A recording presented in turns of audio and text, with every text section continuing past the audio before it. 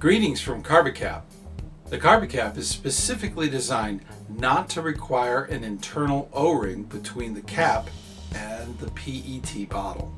We also recommend not installing an O-ring in this area, as it will damage the CarbaCap. The CarbaCap has only two O-rings. The first O-ring is very small and inside of the cap on the pin that actually stays in a closed position. The second O-ring is on the outside of the CarbaCap. This O-ring is purely to keep a tight gas seal between the injector and the CarbaCap. Many CarbaCap users think that there should be an internal O-ring. There is a special ridge built into the CarbaCap called the gas retaining wall. This part of the CarbaCap extends down inside of the PET bottle and keeps the gas sealed within inside the container. It is not recommended to alter this connection.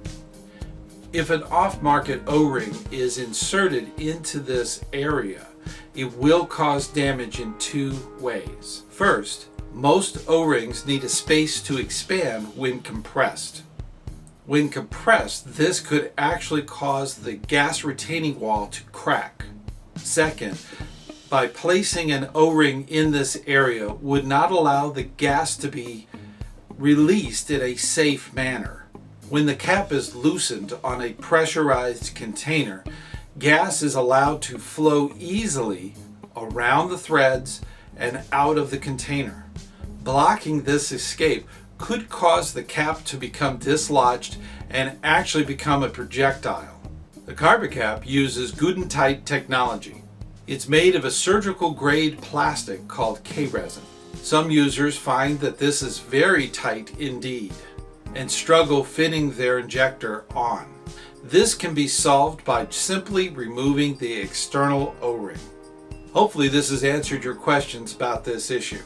If you have additional questions, please drop us a line. If you would like more information, please feel free to visit our frequently asked questions on our website. It will give you far more information than what we covered today. Thank you.